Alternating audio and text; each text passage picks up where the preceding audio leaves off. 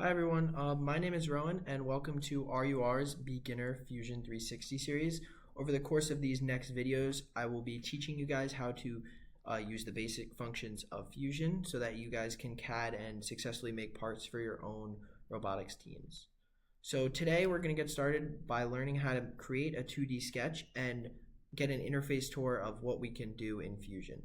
So to begin, I'm going to give you guys the interface tour. So if we look up here at the top, we have this bar that has a lot of different commands we could see. So this first section is all the create section. So we have the main ones we're going to use, which are create sketch and extrude. You guys will learn how to use those. And then the rest of them in here are more complex ones that you don't necessarily need, but they're nice to know. So we might be going over some of those in later videos. In modify here, we have a bunch of other commands that you can use, some more helpful than others. As we go through the videos, we'll be incorporating some of these so you guys can get used to using those. Assembles, that's for assemblies, so that will be in the later videos. After you make parts, you can put them together to make a bigger CAD model that allows you to move parts relative to each other, or they can lock into each other. So that will be later for when we have assemblies. And then construct is if you want to create new planes and stuff like that. We'll be going over how to do that also later in the series. Inspect is after we have a full part made. So for example here, we can click on it and we can click on like this edge here and it will give me this length down here, or on the side on the right here it will give me the length of it. And then insert is different and select is just what we're in right now, so we can select different things. On the bottom here we have this like timeline looking thing. As we do more commands, the timeline will fill up, and I will show you guys how to use that to your advantage to access different parts. And then on the bottom here you have different commands like pan, which allows me to move around, orbit, which I can move like this, and then look at, you can click on different parts, zoom, we can zoom in and out. But for now, we're just going to focus on learning how to work with a sketch.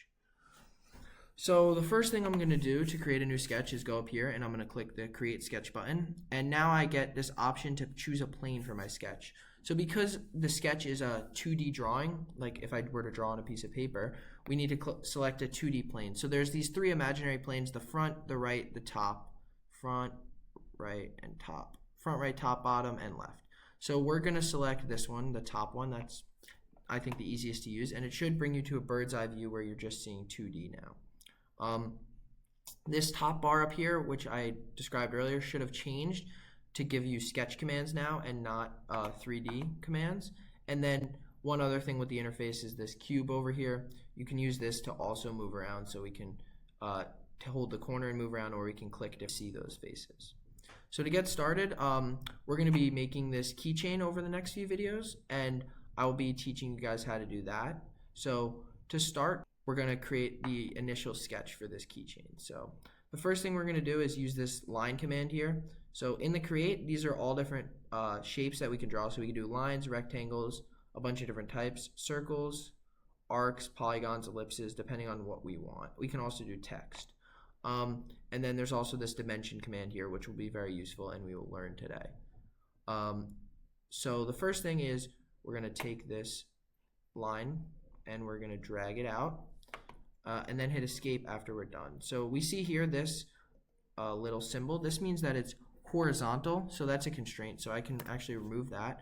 If I remove that, I can move this up and down, right? But I want it to be a straight line. So I'm going to go up to constraints, horizontal, vertical, and then